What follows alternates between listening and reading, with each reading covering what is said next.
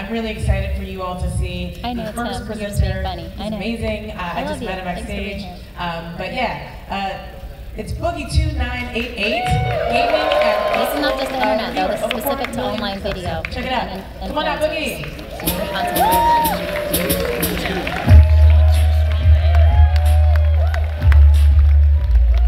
We are live, guys. Thanks for watching on YouTube.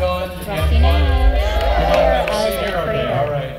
Well, I'll tell you, this is my 4th VidCon, and I don't think I'll ever miss another one given the opportunity, because every time I come to VidCon, I feel like my creator battery has been drained, and seeing you guys and experiencing this with you always refills that battery for another year. And I hope you guys feel the same. Are you enjoying VidCon? Now, for those of you who may immediately recognize me, you'll be glad to see me up here. The rest of you are probably scratching your head thinking, he does not look like your average YouTuber. You may not have noticed, but I'm a little bit overweight. But that is not actually the only problem that I have, actually. I am a little older than the average creator demographic at the age of 43. A lot of guys my age creating content. Not only that, but I suffer from some mental disabilities, some issues, anxiety issues, things along that line. So I'm sweating bullets right now, and that's not just because I've eaten more than my fair share of cheeseburgers. I don't know where you're going with this, but enjoy. I don't really look like the average YouTuber, and I'm not the average YouTuber. At least the perception of the average YouTuber. We all think, when we think YouTube, we think young person's game. We think a good-looking person's game, and a talented person, but I don't think that's what a YouTube creator is. I think a YouTube creator is anyone. And if it's me, I know that it can be you. And when I discovered YouTube for the first time, I was in a very unhappy place in my life. I spent a very large portion of my time as a shut-in, pirating video games and television shows, allegedly, living out of a bedroom that I very rarely left. And I discovered a tool called YouTube. And after 10 years of creating videos, I've generated over 1,600 videos that across them has generated almost 750 million views. And this has changed my life in so many different ways. When I first created the YouTube channel, my body was physically destroyed. And YouTube has given me the motivation to take this broken body and put it onto a plane to fly out here to speak to you guys today. YouTube has helped me. Thank you. YouTube has given me access to healthcare for the first time in my life. Due to the ad revenue that I got from healthcare, I was finally able to see a doctor for the first time in many, many years. And that doctor has helped me follow a path in which I have finally defeated the majority of my demons. And on July 25th, 2017, I will undergo gastric bypass. And for me, it is one of the last demons I have left to slay. And without you guys, without YouTube, that's not something I would be able to do. So.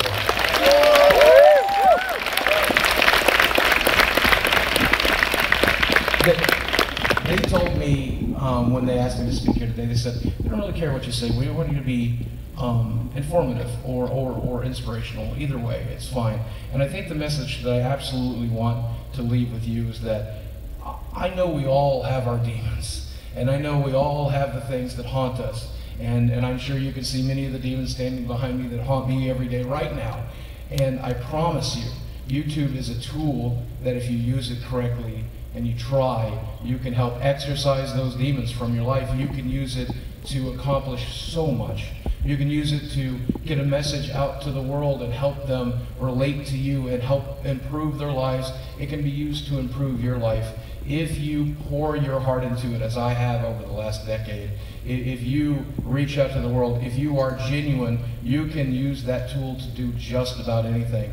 And you don't have to take my word from it. You can ask Casey Neistat or Philip DeFranco or some of the people that are in this audience right now. You are the next Philip DeFranco. You are the next Casey Neistat. You are sitting in this audience right now. Certainly, even if you set your bar is low, you can at least be the next Boogie 298. I know you will. I know you will, and I believe in you. So go home from VidCon with your batteries recharged, ready to create, ready to use that tool to take over the world. Exercise your demons, guys.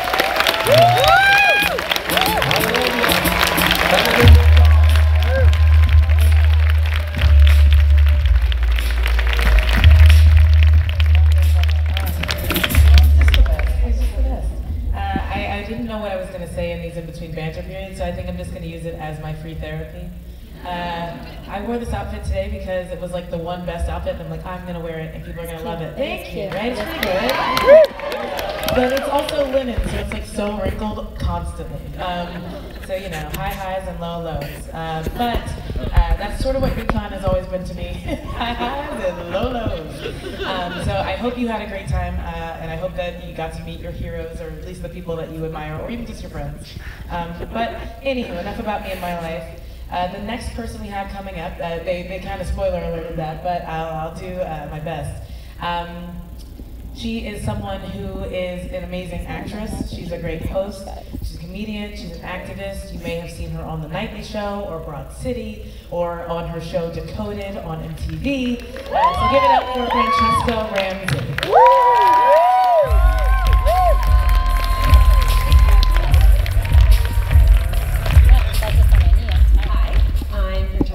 But most people online know me as Cheska Lee, and I'll give you a little bit of background about myself. I've been on YouTube for over 10 years, black don't crack, and I went viral in 2012 with a little video called Shit White Girls Say to Black Girls. I've spoken at colleges around the country and events around the world. I've written for Comedy Central. I'm currently the host of MTV's Decoded, which is a web series about race, pop culture, and identity. But this, right now, by far, is one of the most important stages I've ever had the chance to speak on. And that is because this room is full of some of the most creative and accomplished and influential online video creators in the world. So I do not take that very lightly, so thank you for letting me be here to speak to you. So what I'm hoping to impart to you all is that when it comes to issues that matter and making a real measurable difference, you don't always need an audience. Which is kind of ironic since I'm telling you this from a stage with a microphone and you are the audience, but go with me here. Social media has really thrived on drama from like the beginning, right? But right now it feels worse than ever. If you look on Twitter or you look on YouTube, you'll see people boasting about owning and pawnage and drag subtweets, reading people for filth and spilling tea. Point blank, drama drives clicks with a capital dollar sign. And full disclosure, I have been guilty of some of this myself. It is really easy to get wrapped up in. I swear I have probably spilled more tea than a Starbucks barista during an earthquake. When I got into it on Twitter with an extremely popular YouTuber who will remain nameless, I was all too happy to dig through all of their old YouTube videos and screen cap every racist thing they'd ever said. Because what can I say, I fucking love receipts. Now, disagreements are bound to happen and some people need to get called out. But too often when these conversations happen online, a simple misunderstanding or even the most thoughtful critique turns into a performance. It's no longer about the issue or even the other person for that matter. It's all of a sudden about retweets and likes and views and shares, and things get really messy really quickly. And this has sadly become the new normal, especially on YouTube. Response videos, drama channels about drama channels, so-and-so exposed, not clickbait. Spoiler alert, it's all clickbait, and it's embarrassing. Clickbait will build an audience, but it doesn't necessarily build change. And I cannot tell you how many times I wish I could go back and call someone, or send them an email, or slide up in their DMs in order to squash an issue, rather than dragging it out on my timeline. Sure, it takes more work, and you probably won't get any subscribers out of it, but if that relationship means anything to you, if that issue means something to you, I think it's actually worth it. Real talk, these conversations offline don't always work. Some people are just assholes even without a Wi-Fi connection. But I worry about what we're teaching our fans about disagreement, about accountability, discourse, and the value in admitting when we're wrong, when everything revolves around fandoms, stan wars, hashtag team so-and-so, and owning people. Last year on Decoded, we did an episode about the excuses that people use to downplay the horrors of slavery, and in it, we used the Holocaust as a rhetorical device, which was a huge mistake. I was called out all over the place, and rightly so, and I almost made it worse by diving headfirst into the public fray on my Twitter feed. Instead, I DM'd someone that had made a post about the video, and I asked if they would be open to talking about it. And thankfully, they were open to hopping on Skype. And through the course of our conversation, I learned that this Holocaust to slavery comparison harms Jewish folks by watering down their history and also suggesting that anti-Semitism is a thing of the past. And this conversation was productive because there was no audience there to take sides or to like or to share. It was just two people having a conversation. There's really only so much that can be said in 140 characters, or with a GIF, or with a 5-minute video, or even a 15-minute video.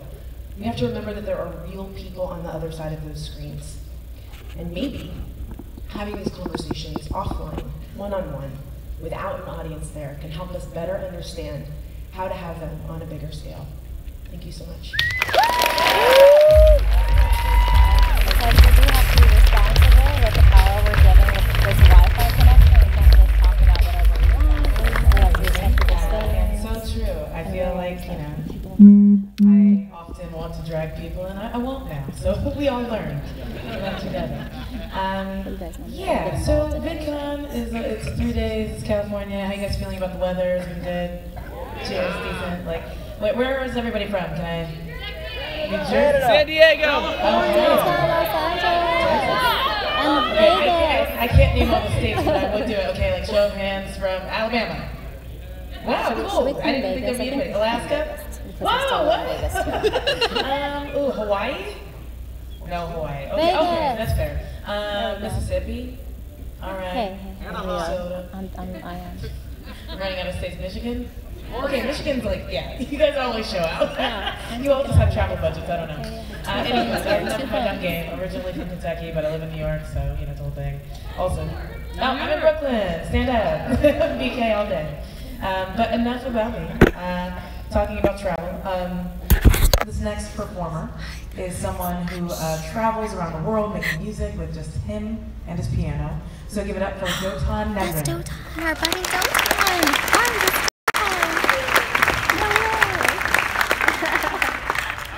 How many people out here play a musical instrument? There you go. Nice, nice, awesome, cool. Music is a magical tool. It's really an incredible thing. For example, I use music to relax my mind after a busy day at work. I'm on the subway, I listen to some music and I cool down. Or before I go out to like a party, I want to pump myself up and listen to some music. But one of the things that really is extraordinary about music is its ability to communicate on a higher level. So I started playing piano on the streets in New York City back in 2011, and I discovered that it was an incredible way to meet people. And so I would pull out my piano onto the streets, and I would play, and people would just gravitate towards me, and these conversations would start, and some people would start dancing or singing with me, and it was really quite extraordinary. And so I asked myself, how can I take this idea further? So I thought, oh, wouldn't it be cool to, what if I could take this piano and travel around the world with it? I mean, a crazy idea. People thought I was crazy. My parents wanted me to stay home and get a real job, but I was 24, and all I wanted to do was do something extraordinary with my life and explore the world and see where my imagination could take me. So I packed up my piano into my van and I left. And what I discovered was that there was like a world out there that was unlike anything that you saw on TV. What I discovered, what I learned, was that I learned things that you cannot learn from a textbook or from sitting in a classroom. But what was really remarkable was that I was meeting so many people in different parts of the world and having deep conversations with them. I was living out of a van for 5 years, and I would park my piano out, and there I was on the streets meeting people and talking to them. There was one time in, what was it? It was in, there was one time in, where was it? I was at a family reunion, and I was invited to play at a family reunion in Maine. And there I was, there was 3 generations of this family, and there we were all playing music together. Or in Spain, I crashed a wedding in Spain, and they invited me to perform for the wedding ceremony. I met like homeless people, I met drug addicts, multi-millionaires. I once met a guy who was abducted by aliens, and he told me this like really in-depth story about aliens and all this stuff. I met a yogi who was able to stop his heart in 2 breaths, and had an incredible in-depth conversation with him. But all of this was because of music. Music was this catalyst, this tool for me to connect with people. And so what I leave with you today is that music is truly a remarkable way to explore your imagination, to open your mind. And for me, it was this tool to connect with people on a deeper level. Music is truly remarkable. Music is the original social media tool. Are you guys using it? Yeah, I'm gonna get some sound music for our stream. Hey, that's a friend of ours, YouTube. We have rights to that footage, okay? Don't block us.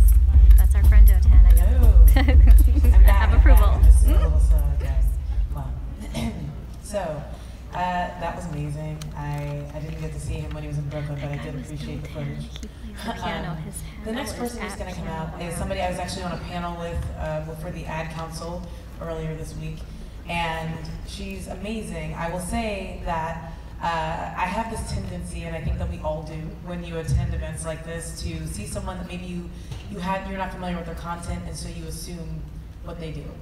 And she's somebody who is beautiful and dressed to the nines always, and has great makeup, and I was like, oh, she's a beauty guru, you know, that she does this professionally. There's no way that she doesn't. But also, I felt like I maybe was a little bit reductive in my initial. I was like, okay, well, she's not going to talk about anything with smoky eyes. Like, that was truly a thought that I had. I'm like, this is, no fair. It's not really a fair thing to, assume. But I really didn't give her the initial benefit of the doubt, and then she ran circles around the panel. She was incredible and thoughtful and amazing, and so I'm so excited to introduce a woman who does DIY, beauty, fashion, and lifestyle videos, but I think you'll find out she does so much more. Please welcome Nabela Noir.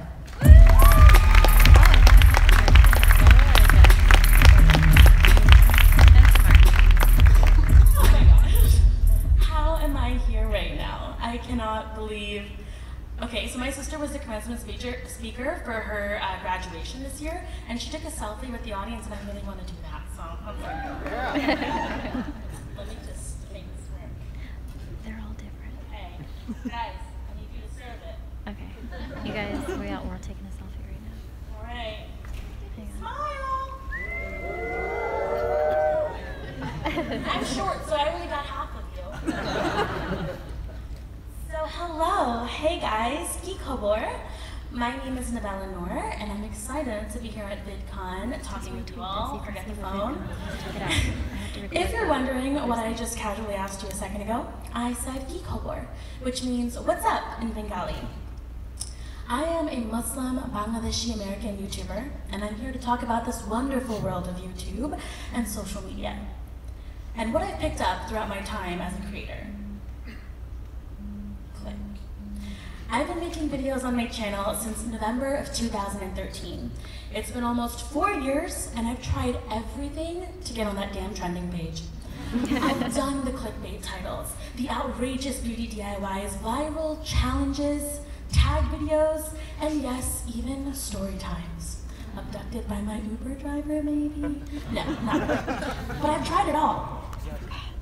I always found myself struggling to keep up and stay relevant. My channels were just jumping from trend to trend, and I was finding myself feeling discouraged and saddened that nothing was working in really boosting my engagement and overall relationships with my subscribers. Sure, some videos did explode and singularly performed well, but that success didn't always carry over to the rest of my content. Going viral became more important to me than creating content I was actually passionate about.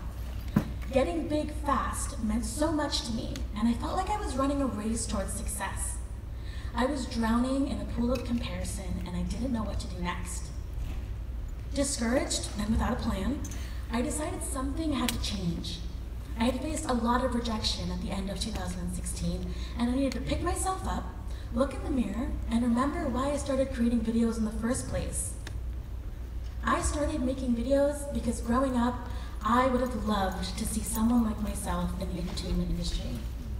A brown girl, a Muslim girl, a plus-size girl, a South Asian girl who wasn't afraid to reject the expectations placed before her, to be a doctor and get an arranged marriage and so on. I started making videos because I knew there was a lack of representation of South Asians in the entertainment space. I wanted to be a face that someone could see and think, wow, she looks like me.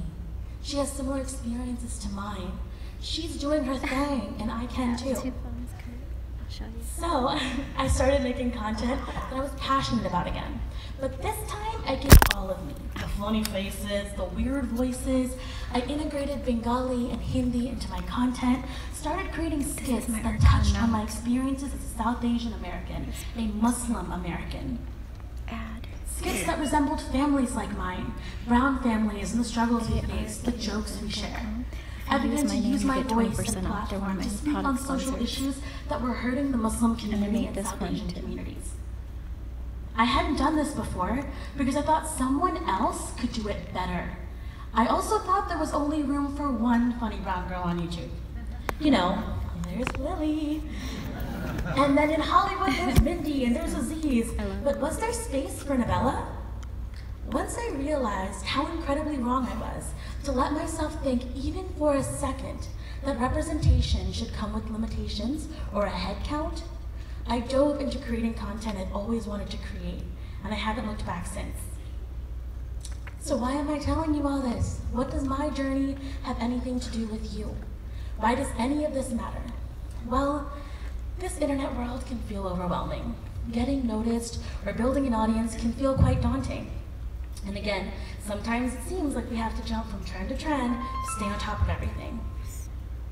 You may be feeling like your channel is going in all sorts of directions, and it might feel more confusing than exciting. You may be struggling with the dangers of comparison, and I am here to tell you, your commitment to being authentic and creating content you're passionate about can take you farther than any quick trend or viral obsession. Just be consistent, and with every popular video you create, make sure you're showing your audience you and not a carbon copy of someone else. Remember why you started making videos in the first place. For me, it was because I saw a lack of representation for my community, and I wanted to be a part of changing that.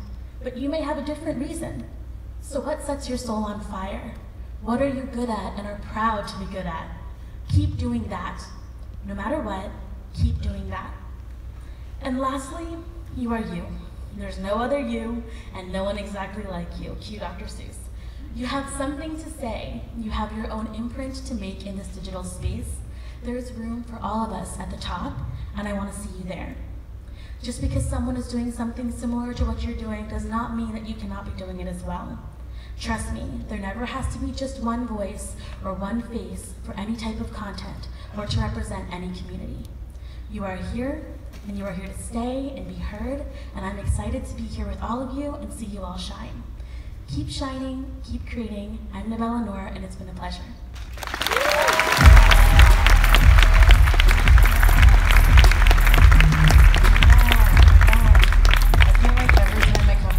Like that Beyonce and Jay-Z on the Run Tour video for like HBO where you forget Jay-Z's there because Beyonce's so wonderful. And then he shows back up and you're like, oh yeah, I remember him. So it's me again. The thing that I love about Nabela's talk is that she talked about all of the other roads she took to figure out what she was doing. I think that, you know, you'll go to a lot of panels and people will be like, just be yourself. And you're all like, yeah, we're doing that. Where's the numbers? But the truth is, you have to be yourself for a very long time. And then you start to make things that actually are like yourself. You know, I think I always tell people I made 100 videos before any of them did anything. And people forget that because they're like, but it's going well for you. I'm like, yeah, well, you look back at 2009, it was bleak. But on the other hand, we have someone else coming up that I absolutely love. I think if I had to describe him, it would just be sunshine personified. Like you walk into a room, you're just so happy because he's the most bubbly, giddy, like he attracts so much attention for all the right reasons. He's maybe just the nicest person I've ever met in my life. So please welcome motivational speaker, cancer survivor, Paralympic athlete, and best-selling author, Josh Sundquist.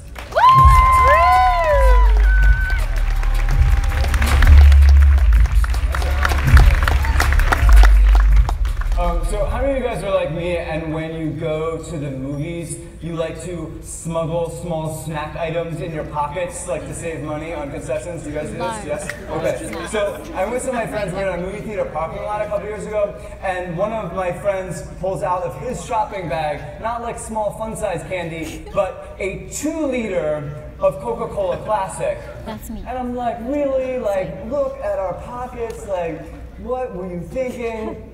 Now, very important side note to this story.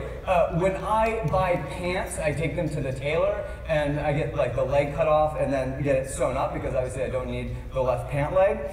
A month ago, my wife and I were on a road trip and we had our car was broken into and all of my stuff got taken, which sucked. But the only consolation was imagining the thief trying to put on a pair of my pants. He's like, why is there no left leg?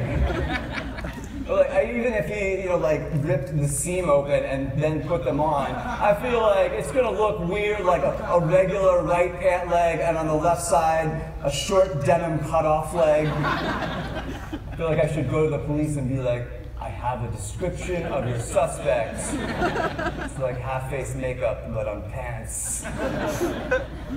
So we're at the theater, and the reason this is relevant here is because in this story, I was wearing shorts, but another friend of mine, traditionally configured, has 2 legs. He's wearing sweatpants. And so that dude and I think of this idea, we switch, right? I put on his sweatpants, yeah. And then I take the 2-liter and I put it inside of the left pant leg, and then tie a knot like underneath so it hangs and looks like my leg is cut off like down here.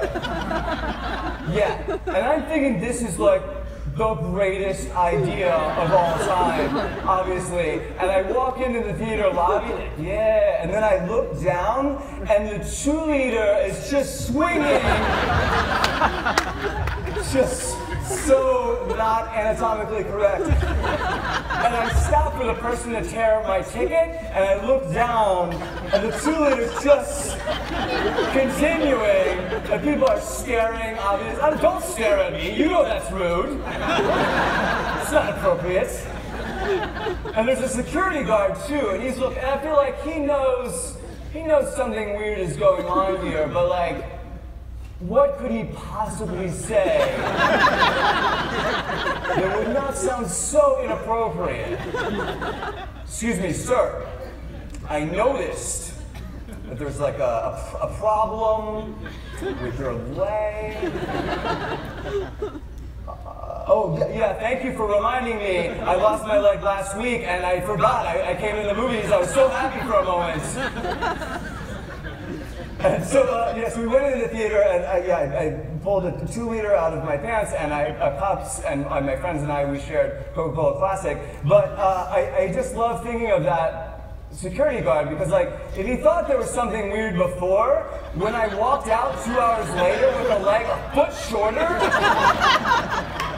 I feel like he must have known something strange was going on there.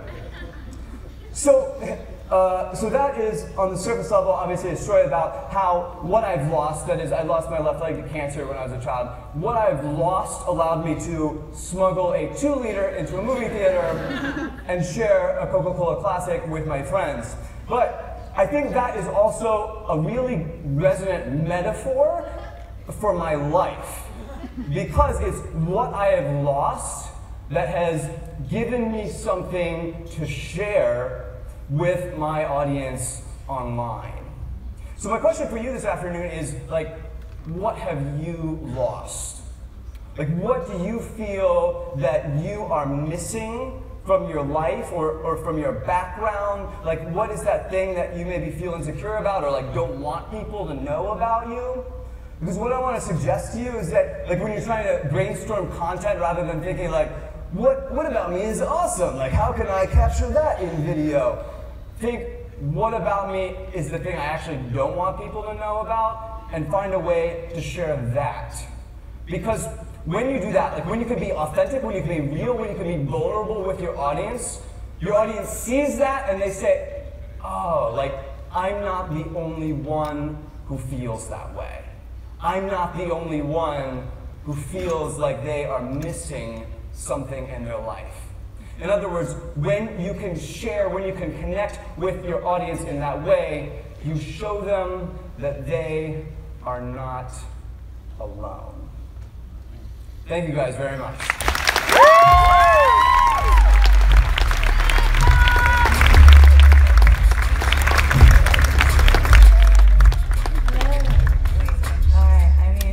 Was I right? Yeah. Leroy Sanchez. Sure. I feel like something cool about me, to do exactly the opposite of what he just said.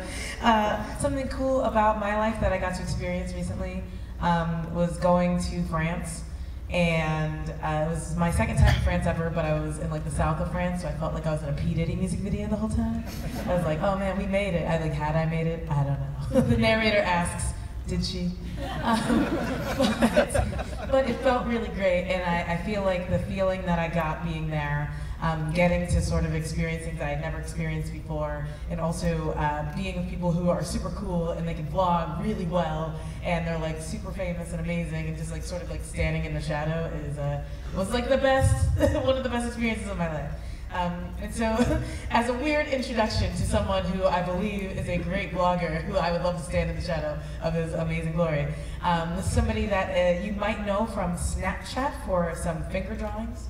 But there are also a really, really amazing and creative daily vlogs on his YouTube channel. So please give it up for Shonduras.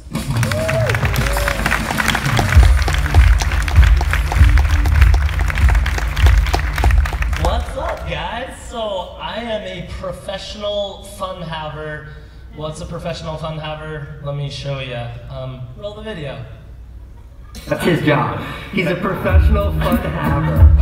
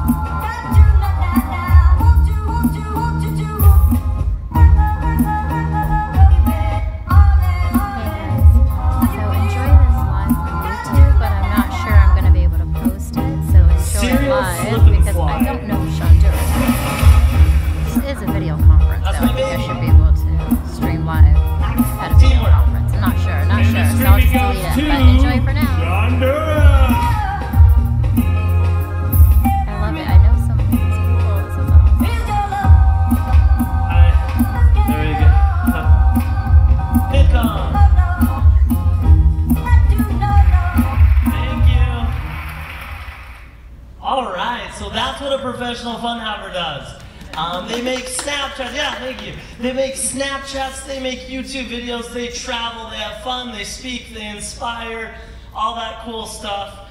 But really, a professional fun haver is just the title Casey gave me. The real title of what I do is I found personal success. Like, this is personally what success is to me, and this is what I wanted to achieve. Let me tell you the whole story. It starts back when I got back from Honduras. I went to Honduras for 2 years on a service mission. The entire 2 years was spent helping other people, serving families, teaching English, like anything I could do to help. And it was the first time in my life that I felt like I was doing something important. It was like the first time I felt personal success. Before that, I pretty much just skateboarded and ate Pop-Tarts all day. And so when I came home from Honduras, you know, my friends were like, hey, Sean's home from Honduras. Honduras, got it? That's where he comes from. And so Shonduras me was like, well, that was really fulfilling. I want to do that for the rest of my life. Like, I want to do something meaningful. I want to find that personal success in the rest of my life. I wasn't really sure where to find it, as like a lot of people aren't sure where to find their personal success. You got to look for it. You got to find what your passions are and go after them.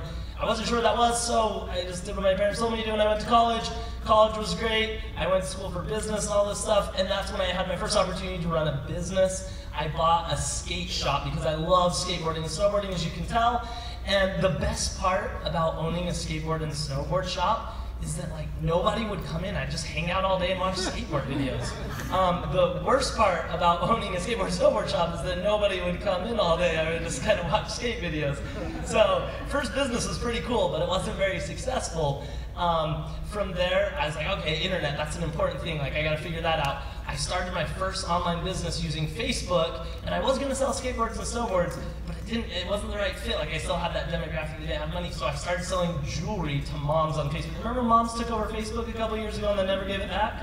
That's what I did. And that was an incredibly successful business, and I found this excitement in using that online e-commerce, all this stuff, but it still wasn't personal success for me. It wasn't what I wanted. I didn't want to sling jewelry. That wasn't like my calling in life, you know? So I kept looking for opportunities. Eventually, I found Snapchat. It was super interactive. It was engaged. It was like a personal message, one-to-one with the people that were watching my snaps, my audience. And I loved it. And I started getting more and more into it. And I grew in my followers. And I learned about all this social media stuff. I learned there were YouTubers who were creating content daily for their fans and working with brands to tell their stories and traveling and doing all this fun stuff. I said, that's what I want. But at the time, I felt like YouTube was already so established, there's no way I'd be able to do it. Flash forward like 5 years and I'm doing it now. But it goes to show you can literally do whatever you want, whenever you want. But at the time, I felt like Snapchat was the best I did. So I did Snapchat. You guys saw some of those drawings. I learned how to draw. I had fun. It was very engaging. I was able to snap people all over the world and receive responses. I was starting to feel that personal success. I mean, there's traditional success, a job, a position, a salary, money, whatever it is. But personal success is something that makes you happy. It's what you really want inside. And that's what I found in Snapchat. And eventually, I wanted more. I wanted to be able to share with more people. I wanted it to be permanent. I wanted to tell a longer story. So I started YouTube. I started doing daily videos. And I didn't just want them to be daily vlogs. I wanted them to be the best day ever. Because ever since Honduras, I learned that no matter what happens, people live in rough situations. You gotta make every day the best ever. So that's what I did. So I've been doing YouTube now for a year and a half or something like that. We're on best day ever, 600 and something, and it's incredible. And this is the meaning of personal success for me, because it's what I want to do, and I'm helping other people, and it's everything that I wanted ever since I left Honduras. So that's where I got my name, and my name reminds me of why I'm doing YouTube. It's because this is what's important to me. So I end this by saying, whatever you want to do in life, figure out what your passions are, go after it, and find out what your personal success is. And that's what you should go after. Thank you.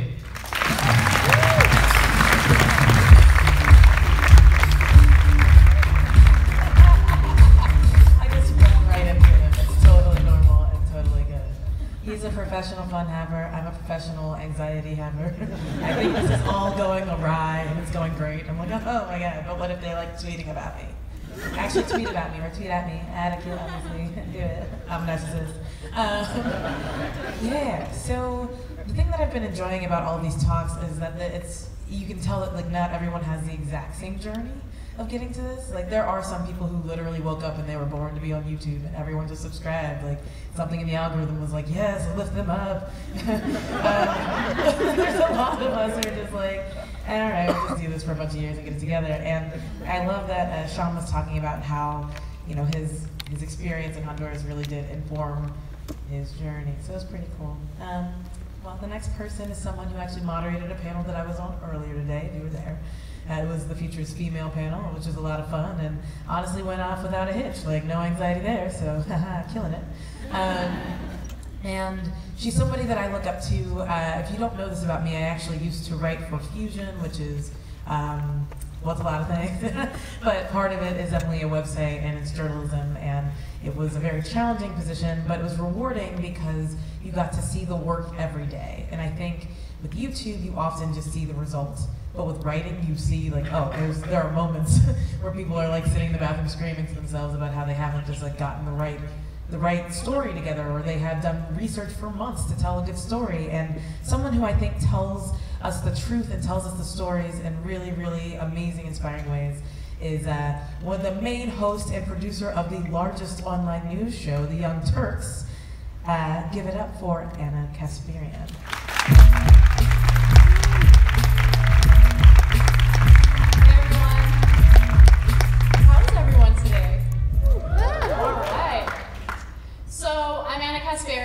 I host the Young Turks, the main show on our network, and I have been doing so for a decade, which is kind of insane because when we think about the internet, when we think about online video, we think about this new, way of getting information out there. And, the whole point of me standing up here in front of this audience is to inspire you and give you some advice. And I get inspired in ways that are a little different from everyone else, and hopefully my style will speak to individuals that can relate to what does inspire me. So when I was going to journalism school, the most impactful professor had us all sit down and then asked us 2 questions. She asked us, how many of you are majoring in journalism because you want to be rich? Everyone raised their hands, including myself. Let's keep it 100, okay? Everyone wants to be rich. How many of you are doing it because you want to be famous? Less people raised their hands, but pretty much the majority of the audience raised their hands. So let me ask you guys the same question. How many of you are interested in creating online content to be rich? Oh wow, you guys are like way better than me and my classmates. That's amazing. How many of you are doing it to be famous? Okay. Well, for those of you who raised your hands for both of those questions, you're going to have a very difficult journey if those are your motivations, okay? So after, we all raised our hands, she went ahead and she wrote the average salary of a journalist on the whiteboard. And I kid you not, half of the class stopped showing up. They were done. They're like, wait, what? Like if I work for 10 years, maybe I'll make 40 grand? No, I'm not interested in that. And I think what she did there was so incredibly important because it showed me and it showed the classmates that stayed behind that, hey, you gotta make sure that what you're doing is something that you're passionate about because it is a long, torturous journey sometimes. There are days when you don't even want to get out of bed because working in the news industry really does, expose you to some of the more challenging components of life. And so, every once in a while when I'm watching Game of Thrones and I hear the phrase, the night is dark and full of terrors, I'm like, is it really the night that's dark and full of terrors, or is it the internet? Because you come across so much abuse and so much craziness. And not only that, if you're working in the news industry, you're coming across stories of people doing some pretty hideous things. And I feel like if you're not passionate about it, if I wasn't passionate about the news or truth-telling or storytelling, I wouldn't survive. I wouldn't want to continue doing what I'm doing. And I still have those really challenging moments in my life where I question, like, can I really continue doing this? But I do because it's something that I aspire to do. It's something that fulfills me. It's something that makes me really happy at the end of the day. It's part of my identity. And what I want to really make sure you guys keep in mind as you're creating this content is that you're doing it for the right reasons. You're doing it because you're passionate about it. You're doing it because you want to inspire others or provide a voice for those who have been disenfranchised and haven't had, their perspective or their identity shared with the world. And so I'm seeing a lot of really incredible work on YouTube, on other online platforms. And it's a really exciting world out there because you don't necessarily have to take a traditional route to succeed. When I was going to school for journalism, I remember my professors telling me over and over again that there were certain rules that I had to follow. Rule number 1, you go to a small market, okay, so some small town in middle America, and you work your way up, and maybe if you're lucky, you'll make it to Los Angeles or New York. But the internet changed all that, right? I never had to move out of LA. I was able to share news, not just with people in my city or my state or even my country, but people throughout the world. And there's something really powerful and liberating about that. And even if I wasn't associated with the Young Turks, I would be able to continue storytelling on my own because all you need is that cell phone and an internet connection and you're good. And storytelling for me is one of the most important things, whether you're in the news or whether you just want to share your own personal story and your own challenges. Because I think most people go through life feeling like they're alone, and having the ability to reach out to society and let people know you're not alone. I went through this myself, is a great experience. And so I want to leave this talk by just encouraging you guys to keep pushing forward. Once you have already identified that this is something you want to do, this is something that you're passionate about, don't listen to anyone who tells you you can't do it. Don't listen to anyone who wants to censor you, filter you, or discourage you from moving forward, because you will go through that quite a bit. You will have individuals who will try to intimidate you and stop you from doing something that fulfills you and makes you happy. And I think the most important thing to keep in mind is the best feeling in the world is when you succeed, when they fail at discouraging you, and you can turn around, look at your success, give them the middle finger and say, that's right, I made it, and no one is in charge of my destiny except for myself. Thank you.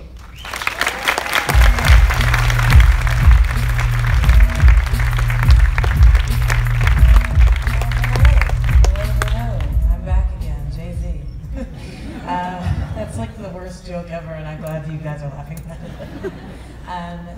Yeah, so the next person who's going to come out is someone who I actually just heard today, and I was super impressed, and I think you're going to be too. And it's also a fun little, like, you know, if you want to have a little break, have a little music, have a little, like, chill sesh now, I'll just bring them out here so I stop wasting your time. So this is a Spanish-born singer-songwriter, over 2 million subscribers. Close it in on 3. Give it up for Leroy Sanchez.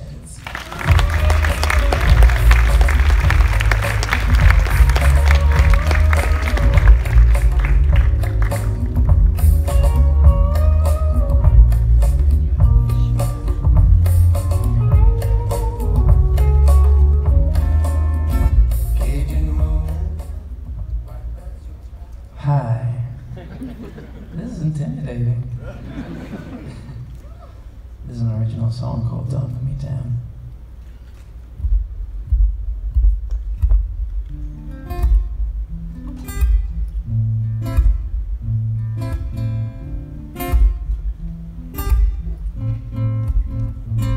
Who would have thought, after all the summers we spent together, now pretend I'm better off from home. I had to start up again, clean up your mess, and then hope I could live up alone. One day was good enough to change your mind, but I bet you had your reason why. Funny you said that all the love was gone, and now you're here. No, it didn't take you long. If you back around, baby, don't let me down. We can make it count, but baby, don't let me down. You should know that I won't let you down. You can have my heart, but baby, don't let me down. Let me down.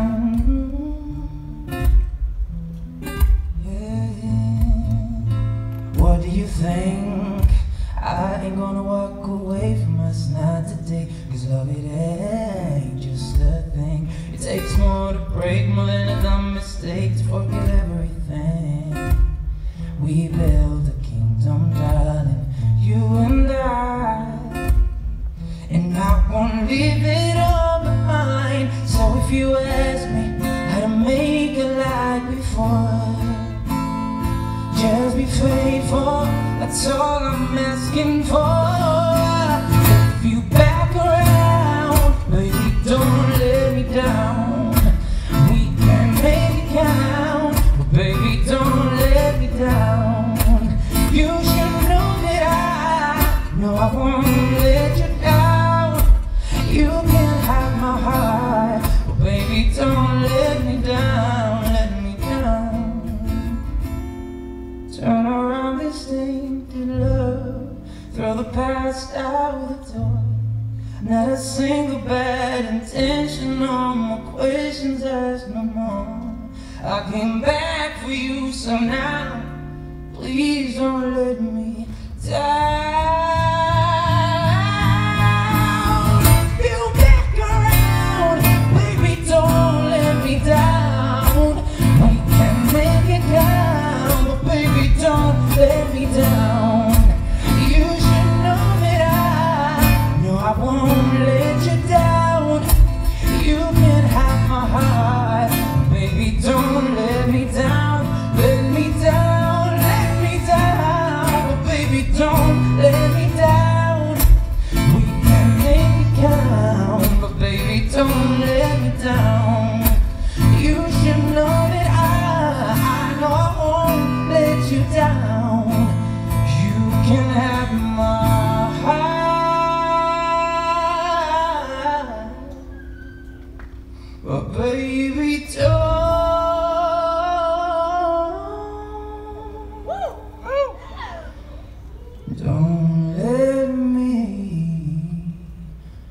down.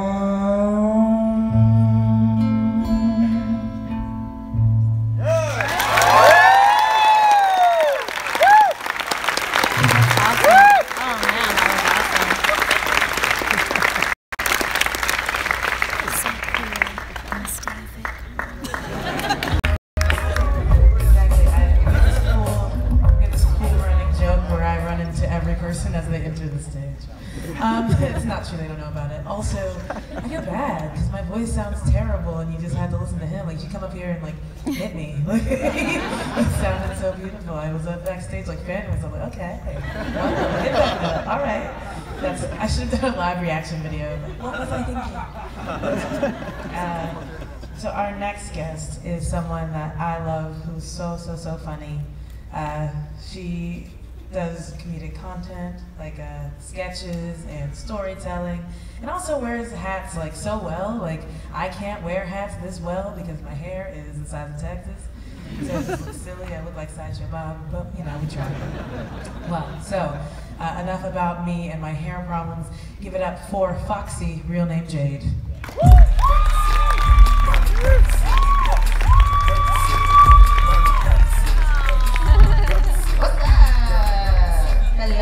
Hello. Before I start, I want to know how many people have actually been to VidCon before? Just like a raise. Oh, casual.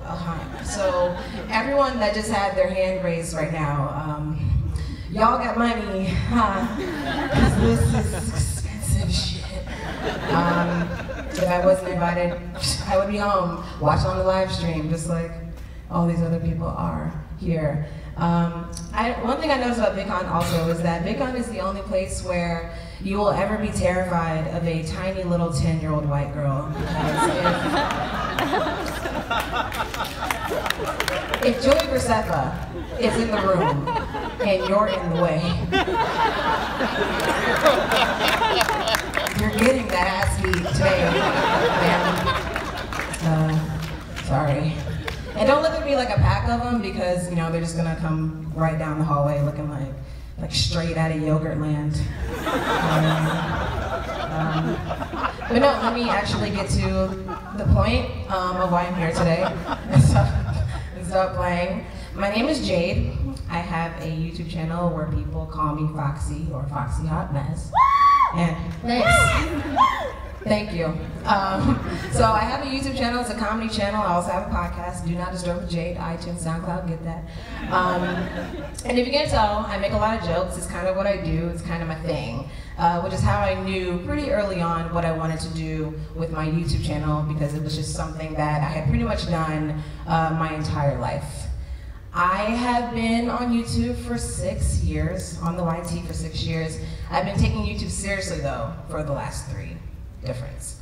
And in that time, I've just been trying to become a better writer, really find my lane, and just honestly try to figure out if I'm actually funny or just kind of amusing. So I've definitely invested a lot of time into the platform to really find my groove, find my role, but also with the same thing, but in the entertainment industry as a whole. And one thing that I have learned is that it's just better to be yourself, period. So that's kind of what I wanted to talk to you guys about today, is how to do that. And it's a lot harder than it seems because in this space, VidCon, YouTube, there's a lot of really huge YouTubers with these $1 million brand deals and like diamond encrusted fidget spinners. You know what I mean? YouTube is extremely crowded, but that doesn't necessarily mean that your content can matter to someone or matter to yourself. And one thing that helped me kind of come to terms with that was just mastering the art of not caring. I did this around the same time Bow Wow mastered the art of lying to us all. I came to the conclusion that nothing really has power or value unless you allow it. And outside opinions and judgment, they're never going to go away, ever. So there's no point in making that a factor in your decision making when it comes to creating content, because at the end of the day, you want to have a channel that you can be proud of. And I see a lot of people that they try so hard to be different when they don't even realize that they themselves, how they are, is enough. But that's the hard part about being yourself, is that you put yourself in a really vulnerable situation. Because, you know, to go online, say what you want, do your makeup however you want, dress how you want, talk about your sexuality, all this other stuff. That is hard to express yourself in the most authentic way. It's easier to just be a little bit of yourself, or the society approved part of yourself, than being judged or getting dragged on Twitter as we like to do. I do like to. We're not going to talk about that. So how did I overcome these insecurities with my YouTube channel? And honestly, it just took a lot of time and practice. And I just owned up to who I am. I talk about the things I want to talk about. I make jokes that I think are funny. That's kind of what I do. If I want to record a video, but I woke up and I look raggedy and I look like a fresh pine cone, I'm probably gonna record the video anyways, because anyone that is that concerned about how you look probably hates himself, one. And two, honestly, it's probably catfish. And not a good one, because catfish don't use the internet, for comments. They use the internet for scamming. Yeah, a good catfish has 14 boyfriends to lie to, so they're not worried about you, they're busy. Now there's something that everyone needs to accept about being yourself, and that is that your content is not going to speak to everyone. It's just not. People somehow find my channel and they leave comments like, oh, you curse too much, or oh, you're too gay, you're ugly. But your content is not going to be for everyone. And the people that find you really value what you're saying and believe in what you're doing. Those are the people that you want to talk to. Those are the people that you want to reach. Especially when you're going to spend so much time editing and writing and just all this time brainstorming your content. You want to make it for you, period. The support will come, I promise. But the only way to make sure that keeps happening is to keep just creating shit and be trash, honestly. Be as rusty and unpolished as you are. I promise you will become more polished, you will become better. I have been making YouTube videos for 6 years, and I'm still trying to figure all of this out. I'm trash as well, so we can do it together, you know what I mean? My editing is sloppy, my lighting is trash, and I have this big old fancy camera, spent lots of money on it. I only use 2 buttons. And I'm a bit inconsistent when it comes to, uploading and things. But I still create content, and that's the important part. And even with all these flaws in my videos, I'm here in front of all of you beautiful people at one of the biggest YouTube conferences in the world, all because there are people that saw my videos and thought that a black lesbian named Foxy Hot Mess was worth listening to. Let that sink in a little bit.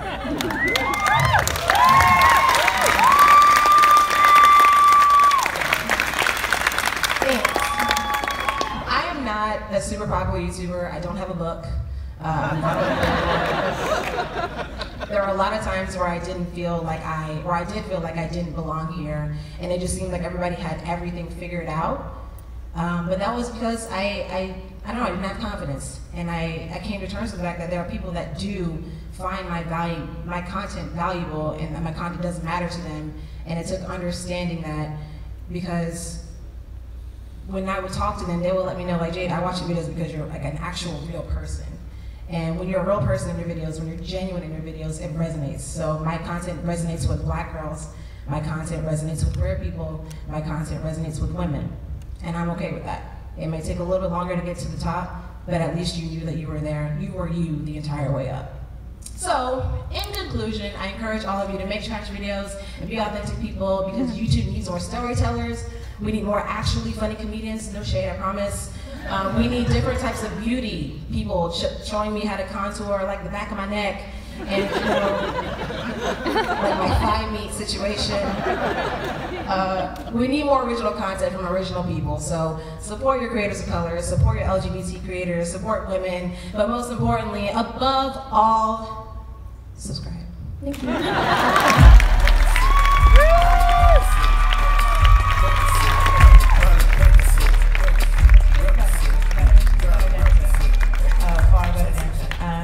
Okay, so this is just a really brief, hi, I'm back again. I gotta come up with a new one. By the time I come back, there'll be a better joke. Anywho, this is going to be a video presentation from the YouTube team. Oh, cool.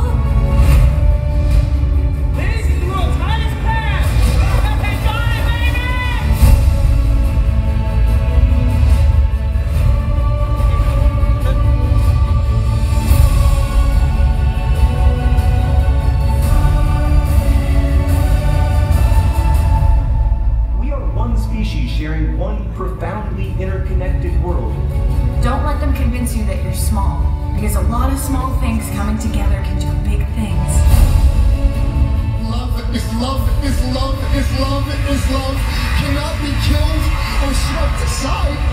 Now fill the world with music, love, and pride.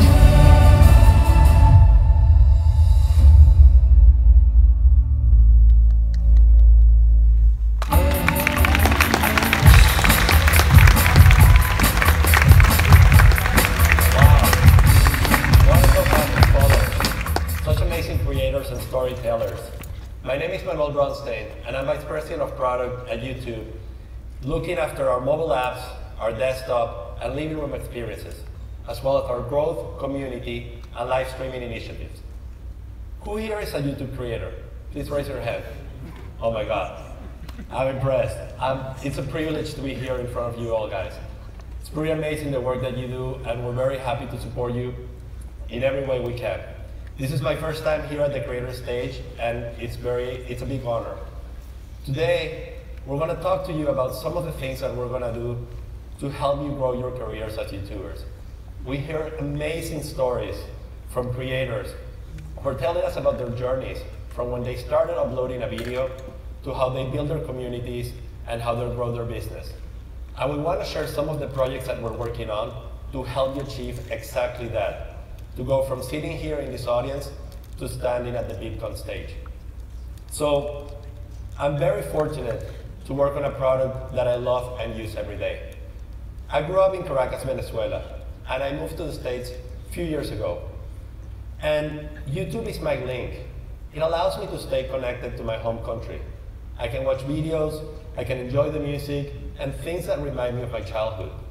But also, at times of turmoil, like what Venezuela is going on right now, it actually allows me to stay informed and connected with my community. And more importantly, today, it's a great tool for me to connect with my sons. I have two awesome boys, and I spend quality time watching either soccer videos or gaming videos with my oldest kid, or watching music videos, animation, and some funny content with my youngest one. And in fact, my youngest boy is here in the audience, so I'm going to try to impress him, so be kind with me. Just in front of there. All of that to say thank you, thank you, thank you. You guys are the lifeblood of YouTube. You inspire us, you inform us, you entertain us, and you challenge us. But more importantly, you help all the people who come to YouTube every day in search for a place to connect and belong, feel at home. And that's very important, and it's very awesome for us to be working with all of you. Creators like Michaela Davert.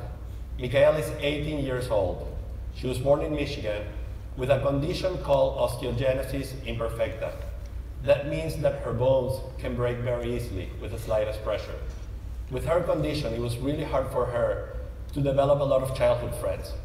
But she turned to YouTube, and she built an amazing beauty channel called Fun Size Style, and she has over 30,000 subscribers. Or how about India's latest cooking sensation? It's a channel called Country Foods. The star of that channel is a grandmother called Mastanama. She's 106 years old. She's the oldest YouTuber on our platform. And she loves making things. She delights people with her recipes, with her exotic food, and we're all here feel very proud and very honored to be working alongside creators like them and creators like you here. All of this to say that there's never been a better time to be a YouTube creator. Yes, we have faced some headwinds on the monetization side and on the ad placement side, and we're going to cover some of the things that we have done to overcome those issues. But in terms of growth, we are as big as we've ever been. 1.5 billion logged in users every month. Watch on average 60 minutes of video content just on their mobile devices. It's amazing, amazing growth. And that growth means that you guys as creators have the opportunity to grow your audience, develop it, and grow a business on this platform. And I want to reiterate and assure you that we're going to be with you every step of the way. You're a monetizing creator. We have programs to support you. We have real people who want to be there and helping you learn how to do production with training courses like Production 101 or Creator VR Lab. We have partner managers. We have communities to support you online with the YouTube creator community and offline at the YouTube Spaces. And today, you're going to be hearing from the work that our engineering, design, and product team has been doing to help you through the journey. Whether you are creating content and are thinking about how to create and manage that content, to the development of your community, or when you decide that you want to monetize. I'm going to be joined on stage by three of our awesome PMs, product managers, who work on these areas every day to make our product better for you. And I want to invite to the stage Jaquela Mancona Horton, who's one of our YouTube product managers working on the creation side and on the content management. Jaquel, please join us.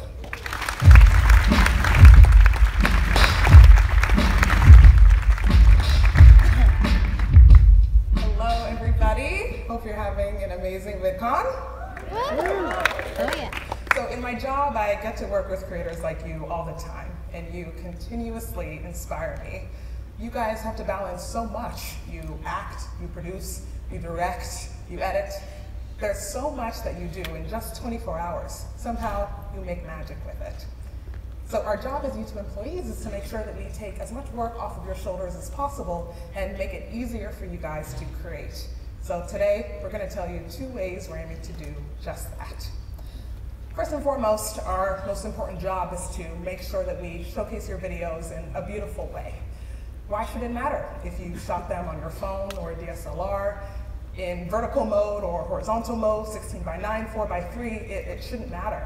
What matters is us able to display them in the right way. So, in case you missed the announcement earlier this week, we're now going to be showcasing YouTube videos in all types of formats. So let's take a glimpse of what this will look like moving forward. So as you can see here, videos will seamlessly adjust to the way that you filmed them. Gone are the days of the black bars on the side. Now viewers will just see them in any way that you shot them, as you intended. Second, we want to make it easier for you guys to manage and grow your channels. We know that many of you use YouTube Creator Studio on desktop and the Creator Studio mobile app to manage your videos, check analytics, and much more. And we know that particularly the desktop experience needs a bit of a tune-up. You deserve better. You deserve faster, sleeker, more innovative tools to get this critical part of your workflow done. So we're excited to share that we are reimagining this entire experience from the ground up. We are beginning to rebuild a new version, simply called YouTube Studio, where you'll not only see intuitive designs for the cool flows you know from Creator Studio, but you'll also get new tools that we know you've been asking for. So, for example, one of the things we're super excited about is all about delivering you smarter insights. Imagine this as a 24/7 assistant and personalized YouTube coach all in one. You'll be able to get much more done in less time. For example, we'll be able to tell you collaboration opportunities we think will be useful for you to grow your audience, tell you important fans we think it's great for you to engage with right now, opportune moments we think it's critical for you to act on, and much more. So we're excited to bring you new tools like this, but we want to make sure that we are not just building YouTube Studio for you, but rather with you. So we want to invite you all to come build YouTube Studio with us. In this early part of development, it is very critical for us to get this right and hear from you. We want this to be exactly what creators need and desire. So we are announcing a beta program, and to come aboard with us, go to youtube.com/YT/studio to join the beta, sign up, and tell us what you think. We want to hear from you, and we cannot wait to work with you on this. This is your chance to not just be a YouTube creator, but also an architect of your future and impact millions of creators around the world. So from creating videos in different formats to now optimizing them in YouTube Studio, we can't wait to see what you do with more time on your hands and create. So I now want to shift us into the next part of your creator journey, community. And for that, I'd like to invite out fellow product manager Courtney Lassard to tell you what we have in store for you there. Thank you.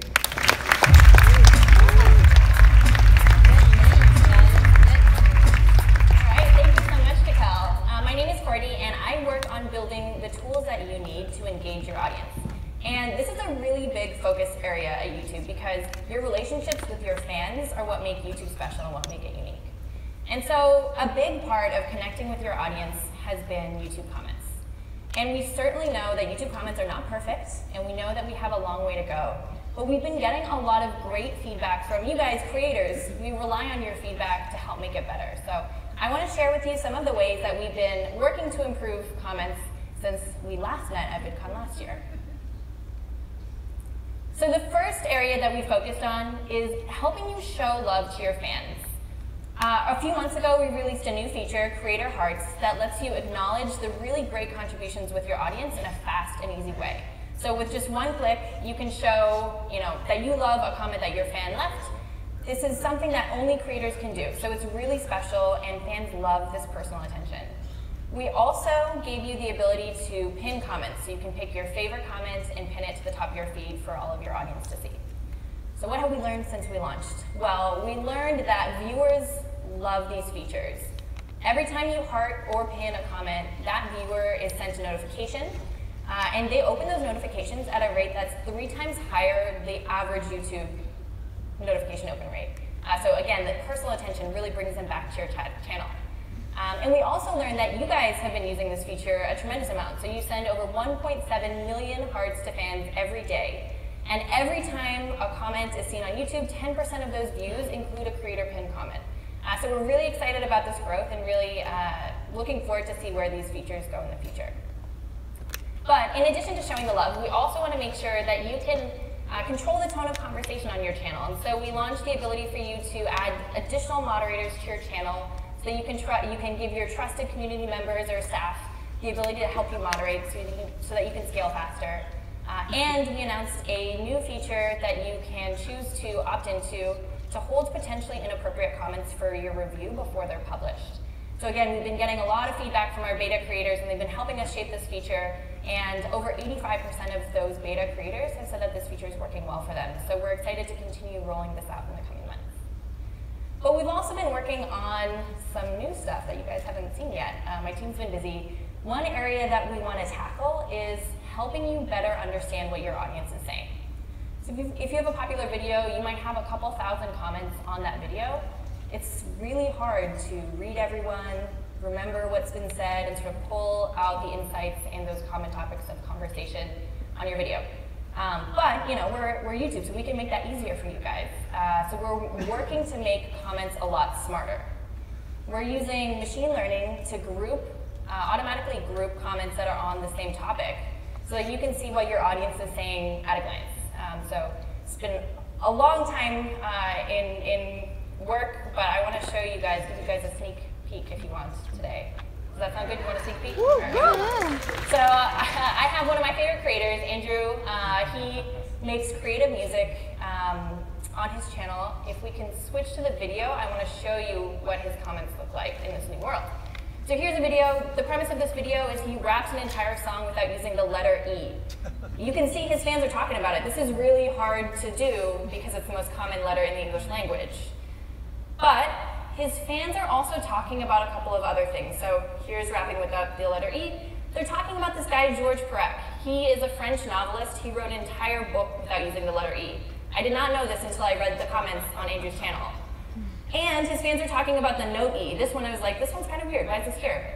It's the letter E, not the note. Turns out, Andrew also does not use the musical note E in his music in the song. And his fans are calling out his dedication. And so this is really cool because these are insights that are not mentioned in the video. These aren't things that Andrew talks about, but they're things that his fans have noticed. And because we can now smartly or intelligently group these things together, it makes it a lot easier to see those insights. So we're really excited about this and new ways to help you guys engage with your community and your audience more effectively. We know how important that is to you. And with that, I'd like to bring up our next presenter, Barbara Mcdonald, who's going to talk to you about one of everybody's favorite topic, how to make some money.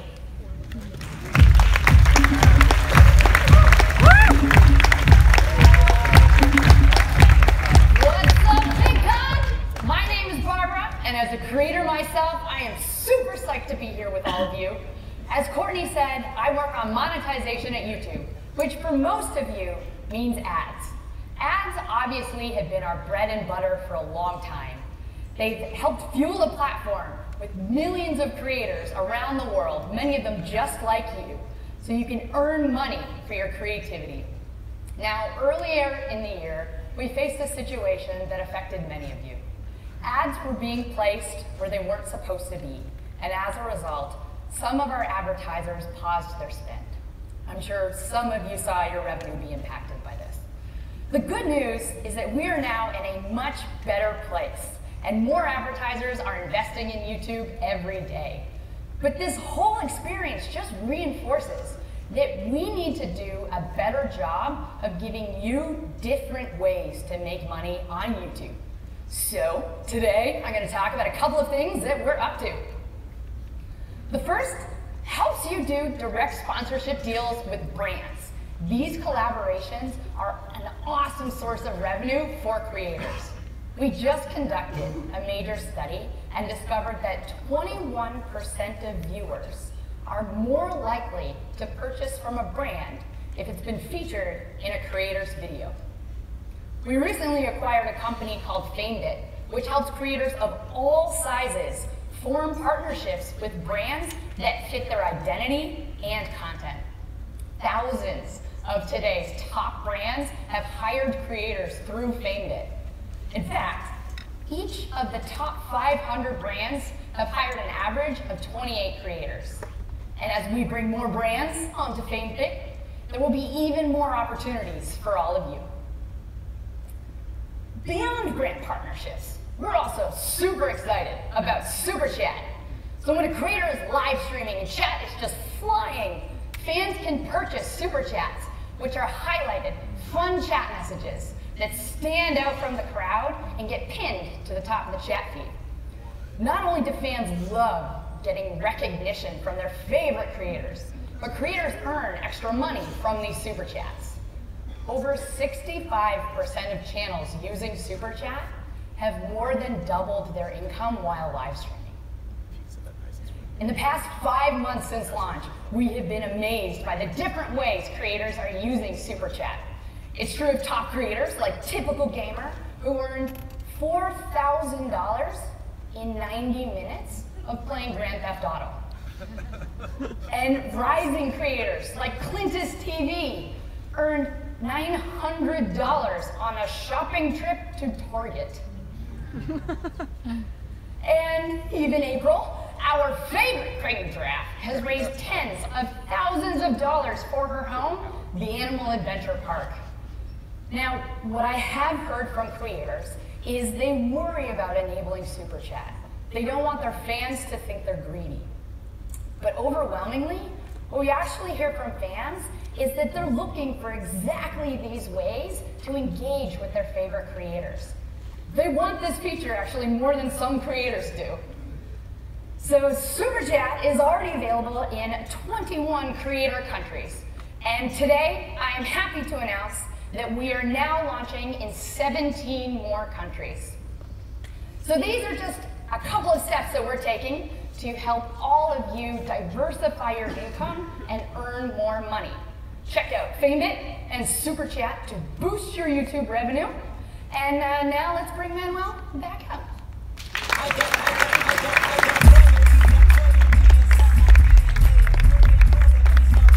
All right.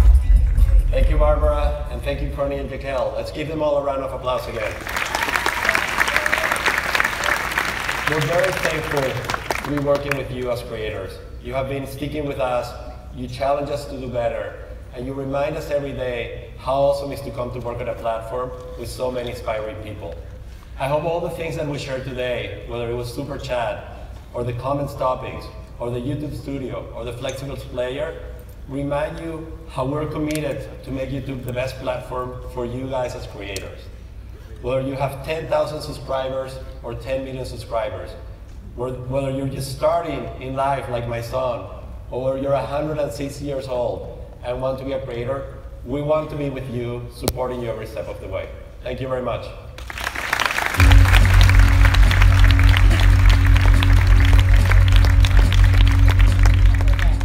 I told you I was going to work on that joke.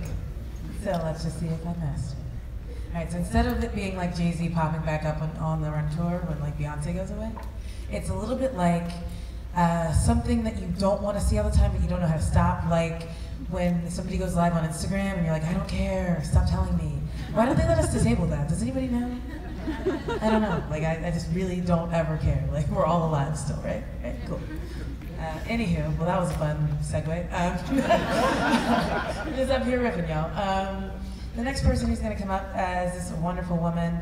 She's a licensed therapist making mental health videos. Please give it up for Kati Marton.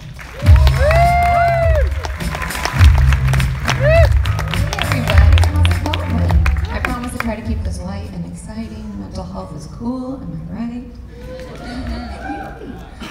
So like Akila said, my name is Kati Marton. I'm a licensed therapist and my channel is just my name, Kati Marton, where I educate and talk about all things related to mental health. And so today I'm going to share a little bit about my creative process since I'm an educational YouTuber, and at first, like my first VidCon 4 years ago, I was like, I'm that weird like cousin you like wish didn't show up, but I'm here. And you don't know how to talk to me, but I'm excited about it and I promise it's cool. So after 5.5 years of being on YouTube, I can finally say that the conversation about mental health is shifting, and that's exciting. Yeah. And so my creative process, in a nutshell, is actually very simple. And I think it's something that's important for all of us to learn when we're talking about how do we create, how do we start a channel. It can really be pretty simple. And my first step is listening. It's not about me, right? I said my channel's all about educating and empowering you, so I'm quiet. I listen, I read the comments, I chat with you. Are there questions that have been swirling in your head for 5 years and you wonder if something's wrong, or you're worried, or what does this feel like, what does this look like? I listen, I write it down. Then I go back, I talk to my colleagues, I read a lot of books, super cool. I do a lot of research, and then I create the content and I put it out. And I wait, and then I listen again. Are there things that I messed up? I'm human too, not perfect. I want to listen, I want to know, are there more questions? This is a topic that you really wanted to hear about forever, and you're like, yay, then maybe I'll do more. And so in a nutshell, that's really what I do. I have a very symbiotic relationship with my community, which is really odd for a therapist to say, because a traditional therapist can actually only see 30 to 40 patients each week. It may sound like a lot of people, but it's really not, and that would be a super busy week, because between each hour that I see a client, I'm doing the research, I'm reading, I'm looking at their treatment plan, which is kind of like our roadmap to your goals. And I'm like, are we working towards those goals? Are we doing the things that we said we wanted to do? And so between each of those sessions, I'm doing all of that. And so 30 to 40 people to be kind of responsible for is a lot. But taking this chance, being super nervous to come on stage and being on YouTube, it's allowed me to reach hundreds of thousands of people each and every week. It's a total game changer. I get excited. We should all be excited. And so what I believe this has done is created the most powerful conversations being had about mental health. And these conversations are all over social media, whether you prefer Tumblr, that was like my go-to at the beginning. Hey, people love Tumblr. Exactly. Whether it's Twitter, YouTube, wherever you like to hang out, these conversations are being had. And in the last year, I have found live streaming to be one of the best ways to connect with my audience. It's like a really cool group, you know, like group therapy, but group hangout. You get to guest, you get to ask those questions, you get to chat with each other and connect with other people that may be going through something very similar to you, because 1 in 4 are affected globally by mental health. That means we all have been affected. And so it's really great to know that you're not alone. And then, when we're done hanging out for that day, and I shut down the live stream, and I use you now myself, but all that chat, all that stuff just disappears. Poof, like it never existed. Which leaves a little sense of anonymity, which I think is what keeps it so safe, keeps it so free, and keeps me connected to my audience. But like I said, it's not about me. My channel's not really about me at all. It's about each and every one of you and all of my community members. And so much like what I do on my channel, today I want to leave you with a tool so I can arm you with something to help you feel better, because we all have shit days, am I right? Yeah. Yeah, right? Amen. So, something that we know Through psychological research, super exciting topic, I know. But psychological research tells us, someone's very excited, tells us that we need 5 positive things to negate 1 negative thing. I know you're like, what are these things? What are you talking about? You know those things we tell ourselves, things other people say, things we think other people are thinking about us, all of that, those are the things I'm talking about. So for each one of those negative things, if I woke up this morning and was like, man, Katie, you are terrible. That panel you did yesterday was awful, everybody hates you. Those are all like check, check, check, check, negative things. And so we need 5 positives to negate each of those. So I have a little homework for you. I know you thought school was over, you thought you were free and clear, but I promise this won't take a lot of your time. And before you go to bed tonight, I want you to write down 5 positive things about you. This could be, I'm a good friend. This could be, hey, I showed up, I went to the panels I wanted to. This could be, I took care of my body, I ate when I was hungry, I drank when I was thirsty. It could be any number of things. I want you to take a few minutes and I want you to write down 5 before you go to bed tonight. Even if you're super tired, give it a try. That may feel like a lot. You may be like, I can't think of one, but just try it. It may feel like not enough. If every day you feel like you're bombarded with negative thoughts, just trust me. Give it a try. Right before you go to bed, pull up your notes on your iPhone, jot down 5 positive things. Do it for a week. Commit to that with me because I promise you, it will change your mood and it can change your life. Thank you so much for your attention. Enjoy the rest of the time.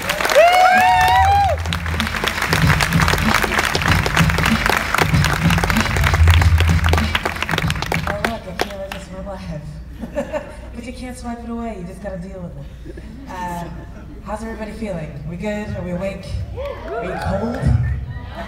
Okay, well, you know what? I'm gonna say it's still chilly. My nose is running, and we'll see if I'm sick by the end of it, but we'll see. The next person coming up is somebody that I actually, again, just heard today, and she sounds beautiful, and she's really wonderful, and she's a musician and vlogger. So please give it up for Madeline Bailey.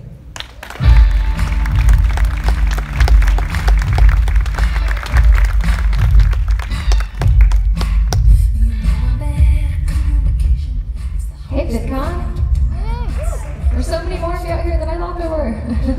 Hi. So when I first started posting videos on YouTube, that was about 8 years ago, and I was in a very small town in Wisconsin, population 1,042, more cows than humans, but I had the ability to press record on a camera, and I had the guts to post my first video on YouTube, and then I was blessed to be a part of this amazing platform that grew from there.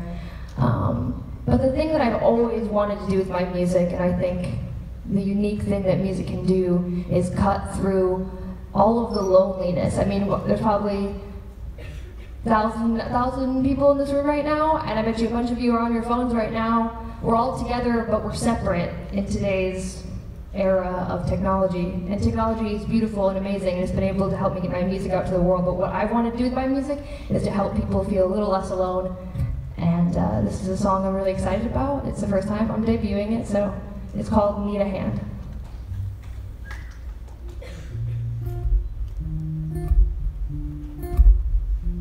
Need a hand, I got two, I could hold you up, 'cause that's what friends do.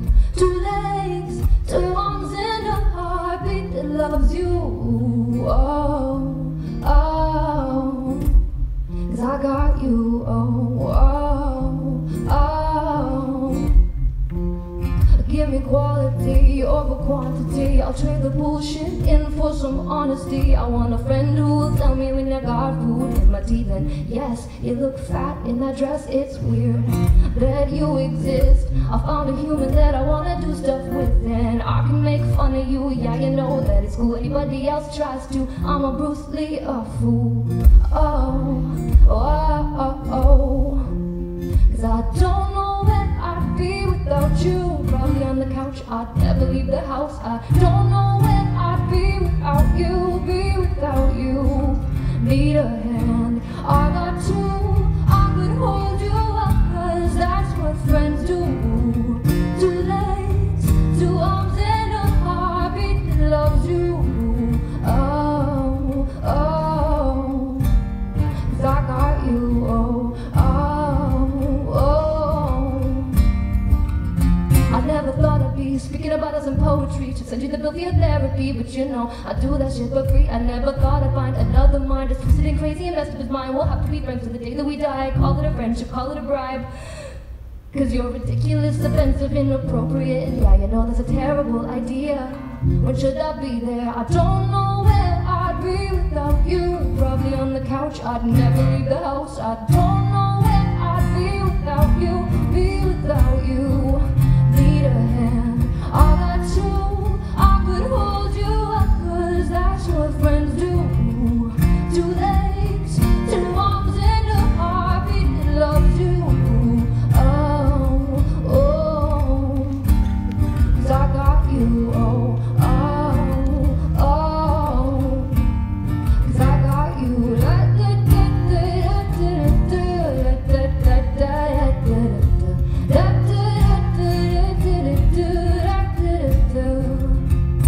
Someday I know I'm gonna need a shoulder so you can borrow mine till your tears run sober. I know someday you're gonna need a shoulder so you can borrow mine till your tears run sober. Oh, whoa, need a hand, I got two, I can hold you up, cause that's what friends do. 2 legs, 2 arms and a heartbeat that loves you. Oh, oh, oh. Cause I got you, oh, oh, oh. Da da da da da da da da da da.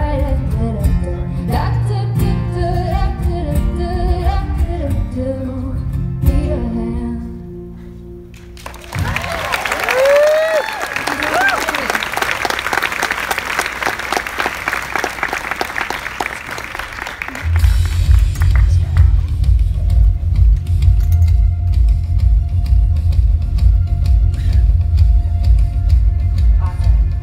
Everybody gets to see what's happening. Oh my gosh, and it's jogging. People, you're jogging away. Also, the microphone is taller than that. Hey, I'm not going to stand behind it because that would be a little bizarre. That was lovely. She has a beautiful singing voice. That was wonderful. The next person that's going to come out is somebody that I think is just the best. He's maybe the reason you're here. In fact, he definitely is, because it would not have been possible. It was his design. Okay, you guys are figuring it out, right? I'm making him leaving some. Oh, okay, I'm loving this. I'm not like just to call you out, and I think you're wondering if I'm pointing at you, but I am. He did some arm pumps. You're excited. Yeah, you're doing it again. She loves it. Okay, yeah, so anywho, best person ever. Started this thing called VidCon. You're probably familiar with it. Vlog brother, SciShow. Makes some really good music. Using this microphone. Okay, that's enough. All right, anywho, without any further ado, please welcome Hank Green.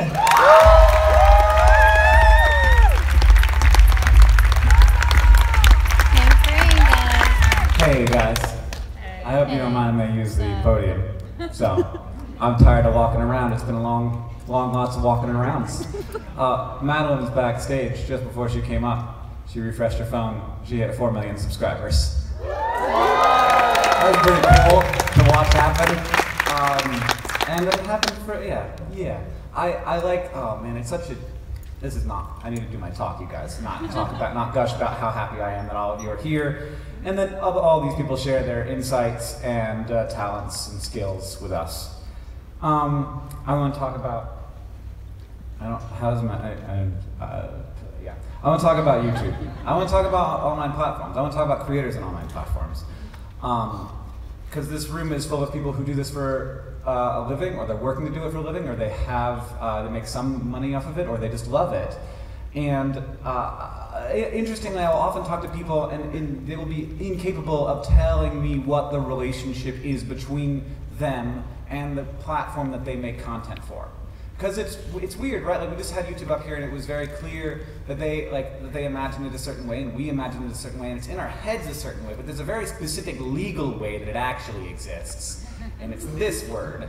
We license our content to YouTube. We don't work for YouTube, they don't work for us. We make stuff, and we continue to own it, but we license it for their use. And this is very clear, obviously, whenever you upload a video. If you look at this page, somewhere on here, that's advanced settings, and then you go to here, and then these license, rights, and ownership down there, and then you click on that, little question mark above that, and you get the license, which is this, which if you read it real quick, you don't know what it means, neither do I. I was very confusing. I tried to read it and understand it, I gave up. But that's not what we think of when we think of our relationship with YouTube. YouTube doesn't think of that.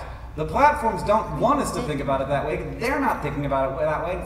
Only the lawyers are thinking about it this way because we want to have a more productive relationship. I asked on Twitter, I said, hey, what is the relationship between a content creator and a platform they make content for? I got 219 replies. You know how many of them included the word license? Yeah, none of them. There was this gif of a slippery pig. Everybody just wait. So I was like, yeah, that looks familiar. I feel that. We also got Max Temkin for the creator of Cards Against Humanity, who just linked to the Wikipedia page for feudalism. But there were some more optimistic viewpoints, which I really liked and helped me think a lot about this talk. Mikey Bustos, who has created two completely separate and don't really feed into each other YouTube projects, one about ant farms and one is like musical comedy. He's a very diverse guy of interests, and he's fantastic. He said, like a giant squid to the ocean start as a tiny thing in hostile media, but with a little bit of luck and strategy, you flourish and become giant. I mean, he did it twice, so if anybody can say it, he can. But the one that I liked the most, and that made me feel sort of most connected to the reality that I feel in my heart, was from Simone of Shitty Robots, who said, it's like a municipality, where you decide to invest in property. That's interesting, because we do invest, right? We invest our time, obviously. We also invest our money, and we build. We build our channels, and we build our communities, and we put our stuff, which we continue to own, but we put our stuff on this place that we don't really own. We don't own our usernames, we don't own our Snapchat profiles, we don't own our Facebook pages, we don't own our YouTube channels. That's the property of YouTube, and that's kind of weird, right? And that, like, for the people who work at YouTube, who are in the audience, who are backstage, like, who come to VidCon, so many hundreds of YouTube employees come to VidCon, and I love that, and they clearly have a lot of dedication to creators, more than some platforms, and it's really exciting to see other platforms catching up.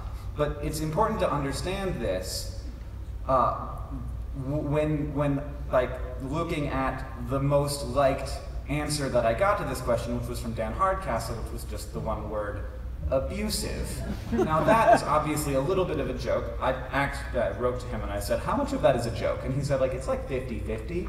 So it's like 50-50, like, obviously it's kind of punching up at like the literal world's largest corporation that is trying to like grab onto this massively weird explosion of cultural interestingness that we are all helping create in order to like make Google Plus happen, which like it would have been nice if I had been asked if that was, but no, that like they have their needs. And so it's kind of a joke. It's kind of like, you know, ha ha ha, like I can make fun of Google and like who can complain because it's Google and they have more money than literally anyone else. But it's partly a response to real insecurity that we feel and real transgressions that have happened. Like Facebook took almost a year before it had any kind of tool to combat freebooting, and YouTube really was blocking like educational content from LGBT creators just because like they mentioned the existence of people who don't, like people who aren't gay or aren't straight.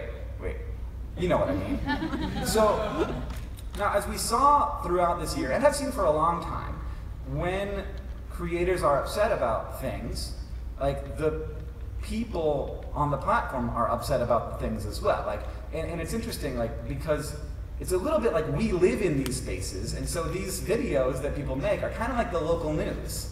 Like, we live in this municipality that we're investing in, and here is our local news. Like, yeah, because like in a weird way, and like an honest way that I feel in my heart, we live here. We live in the space that is the platform we create on. As we saw, anyway, sorry. If YouTube wants to know why people are immediately on the defensive, imagine living in a house and not knowing where the bathroom's going to be in the morning. It might not be. It might be like a neutral change, but it's still really disorienting. As long as there's a bathroom in the house, that's fine. But if I wake up and it's in another part of the house and I accidentally pee on a sofa, that's no good. So if you want, this is a place that we don't we work and live in a place that we don't own and don't control. That's not super fun. If a change happens and it's not oh, you have a new room and it's full of money, that we'll be okay with. But in general, it has to be a super positive change for us to be all right with it. And otherwise, it's going to have to be communicated very clearly. So if these if these platforms that we create on are municipalities, and we invest in them, that's kind of a problem, because in my town, if my mayor is bad and nobody likes him, and I know that looks like a shot from Parks and Rec, but that's my actual mayor, we will just fire him, and he will not get reelected, and we can pass new laws, and we can pass new regulations. But YouTube is not like that. It's a company, and so we live in a dictatorship. And that's not really a joke. It's not really an indictment. It's just a statement of fact. No platform is ever going to let a bunch of users decide, vote on what they're going to do next. They're responsible to their stockholders, not to us. But they do have relationships, and robust relationships, with lots of different kinds of organizations. And for example, it's much easier to have a relationship between two large organizations than between one large organization and 50,000 small businesses. And this is the new revelation that I hadn't had before this VidCon, that every person with a YouTube channel that earns money is a small business. And that is a difficult nut to crack, right? In the music industry, they have to talk to 3 companies. 3 companies represent 90% of the streams and songs and connections of revenue in the music industry. When they want to talk to us, there's literally hundreds of thousands. That's not an easy communications problem, and I'm extremely sympathetic to it. Which is kind of why I last year on this stage announced the Internet Creators Guild. I wanted to talk a little bit about, even though I apparently have gone over time, I thought I had more time than I do, but I'm in charge.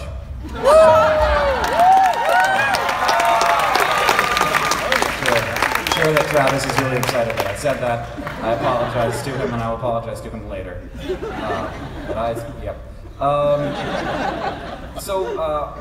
So some of the things that the ICG has been doing this year, pretty quick after we launched, creators started getting emails saying that their content had been demonetized, and people were all en masse, and some people were upset, some were furious, and also confused. And what it turned out to be, these are the 2 that I got demonetized. Very weird, one about penises and one about a refugee camp, so. But what actually had happened is YouTube had demonetized these videos years ago and not really communicated it to people, and now they were sharing that information and also had created an appeals process. So the change was good, but the communication was not good. The ICG was able to communicate that from a place that people could trust, rather than YouTube saying, no, the change is good, and everybody being it doesn't seem that way. It's going to be a voice that creators could trust, and we were able to work with YouTube actually on that to help them out in a situation that actually they had been kind of moving in a good direction. We also saw restricted mode, obviously, which we sort of communicated with YouTube behind the scenes on to let them know that it was going to be a big, big deal, and it became a big deal, and it was really great to watch the YouTube community come together. And also for YouTube to pretty quickly come out and say, yes, this is a problem, we appreciate you guys for bringing this problem to our attention. And that's sort of best case scenario, in my opinion. It was a bit of a hot thing for a few days, and then YouTube has been working to make this better and better, and they really have. We also, in this world, seen for ages, we've seen manipulative contracts, either from MCNs or brand deals or other, sort of new weird things that it's hard to figure out exactly what anything is these days because the business model doesn't exist yet. So we created a tool so that creators could see, understand the different parts of these contracts and know what they're getting into when they sign things. Just a little bit of context so that when you get this big hunkin' piece of thing put down on your desk, you can be okay, well, how do I actually understand this? We've also put together some guild minimums for brand deals so that people know when they're not getting paid enough. Because it's one thing, obviously the minimums are very minimums, and we expect most people to get significantly more than that, but there has to be a place where people can say, no, this is not enough. And we're really happy to be able to help Guild members say, at times they can go to a brand and say, no, this is not enough. This is not how it works. I need to be, I need the value that is coming from my content to be, the value that my audience has provided to be respected and appreciated.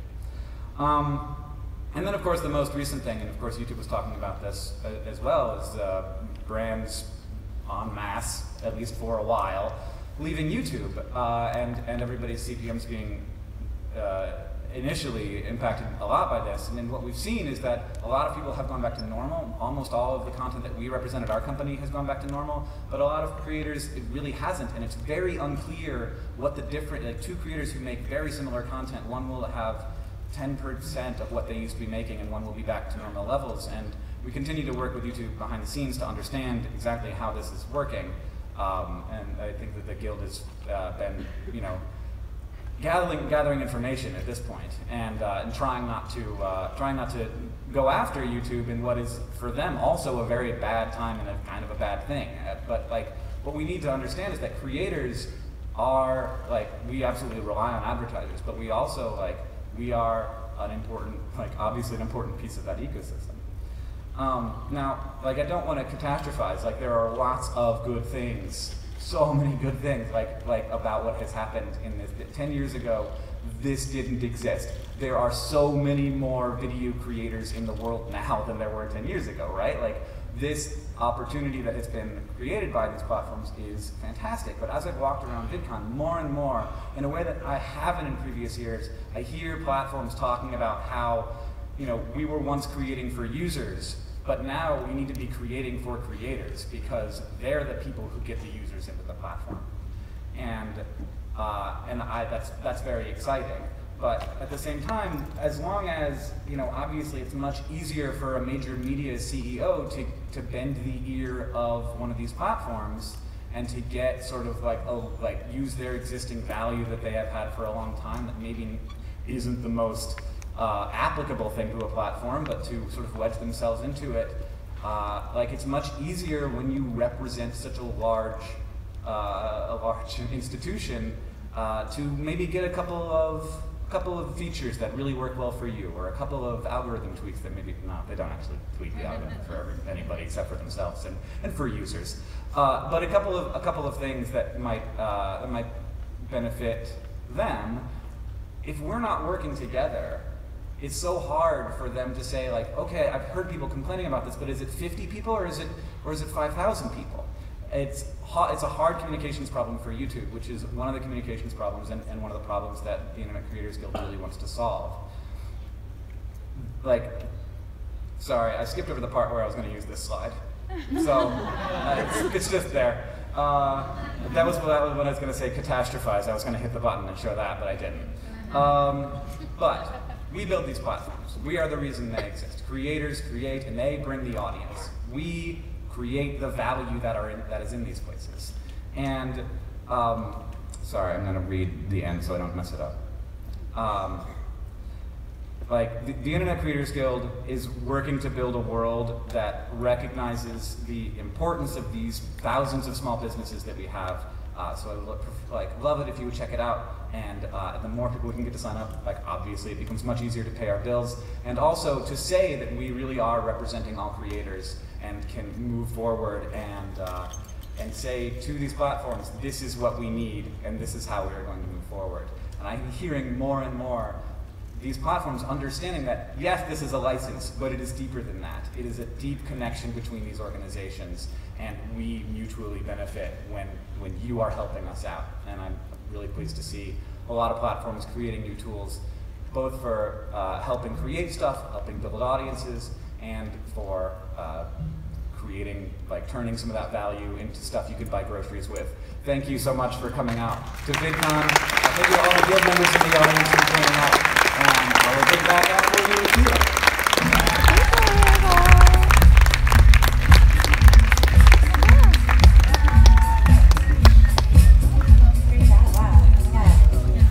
Everyone's running. It's fine. It's fine. I'm tired of Jay-Z. It's cool. Get out of here. No, I'm kidding. Just crying, telling you to leave. Anyway, we have, oh, I had some news I wanted to tell you all. I was backstage and I looked at my phone and I too just hit 4 million subscribers. That is a lie. But if you all subscribe, we'll be that much closer. YouTube.com/SmoothieFreak. You love it. You're gonna subscribe, you're gonna comment, you're gonna say nice things. Cool. All right, our last presenter is one of the coolest people on the internet. I think you'll agree. He makes videos, well, he and some others make videos pertaining to science, psychology, and mathematics, as well as gaming, technology, culture, etc., etc. Please welcome Michael Stevens from Vsauce.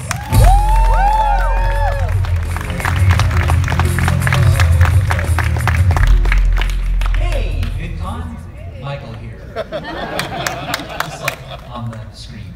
Okay, look, we've talked about a lot of really important stuff today. You've heard about YouTube, but honestly, I know what you're all really wondering. What if YouTube was an actual tube? I'm glad you asked. So earlier today, I found myself in a room with a bunch of educational creators. Destin from Smarter Every Day, Brady Heron from literally 8 billion channels, and Henry from Minute Physics. And I said, guys, could you please do this work for me? And we calculated, given the number of minutes watched per second on YouTube, what that tube of videos would look like if they were physical. So here we go. Imagine that we're delivering videos not from servers through electrical binary things, but instead on actual physical DVDs. And imagine a tube just wide enough to fit a stack of them through, okay? Here's the thing. How fast would that stream of DVDs have to move? We did the math, and to keep up with the demand, where you've got something like, what is it, 27,000 hours added to YouTube every hour, that only means 2 extra DVDs thrown in a second. But if you look at the, what is it, 1 billion hours watched per day, that's the equivalent of a tube carrying a stack of DVDs rushing by at 52 miles per hour. That's what it would take to deliver everything that people are watching. Given that, you might now ask the question, how do I, as a creator, in the midst of that, get noticed? And how do I know if I'm doing a good job or not? Well, to that, I would like to tell a story about the 1968 Sunday Times Golden Globe sailboat race.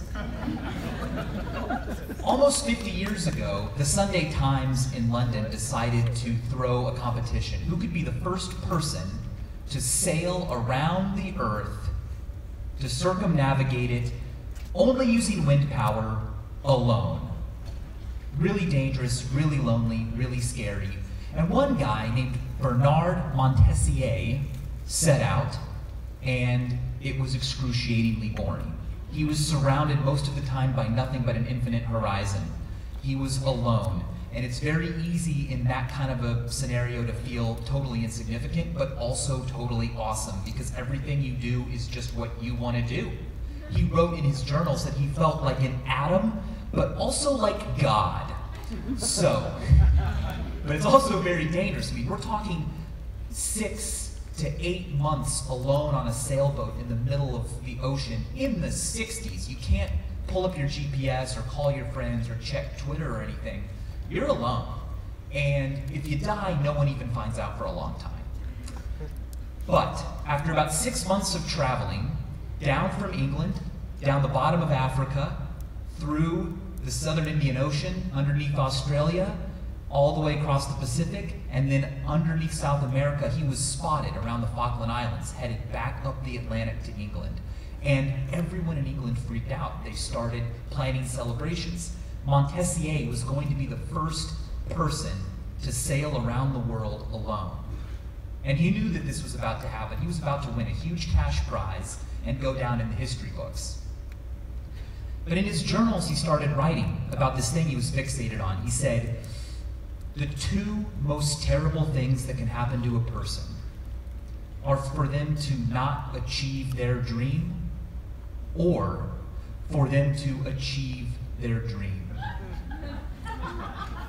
And so, He wrote a message that he slingshot onto a passing ship that read, and I'm paraphrasing, "I'm gonna just keep going because I like the sea and I want to save my soul." And he stopped going towards England and he turned east and he continued around the world. 2/3 of the way around, landed in Tahiti and lived there with his wife for a long time, pretty much just the two of them. What does that have to do with anything? Well, luckily I think it has something to do with something, because my father only ever gave me one piece of advice. He said, "Michael, don't peak too soon." And I've lived that way. I've lived always kind of afraid to set goals and to really say, like, here's what I want to accomplish in a year or in a week, or here's where I want to be when I retire. I just do what I'm passionate about today. And YouTube allows me to do that, and it allows me to find an audience that is interested in that. So the cool part is that I can just do whatever I love, and then, you know, once I've done something, I can say, yeah, that's what I meant to do. And I never wind up in this uncomfortable situation of not reaching a goal and feeling like I failed, when in reality, just what I want to do and my goals changed. And that's allowed me as a creator to evolve along with my audience. As they've grown up, as the educational genre has changed, I've always been able to change as well. So in a way, I guess my recommendation is, in this tube of DVDs flinging by you at freeway speeds, it's not, the key really isn't to figure out how to get noticed, but it's how to make sure that you're always loving what you are doing, and not to start worrying about, yeah, exactly, right? See, I told you that there was a point to this story. And you might still say to yourself, well, but wait a second, wouldn't it be cool to love what you're doing and win a huge cash prize and go down in the history books? And I would say that yes to that. Someone did win the Sunday Times Golden Globe sailboat race. But we're not talking about him today. It's not as interesting. Thank you.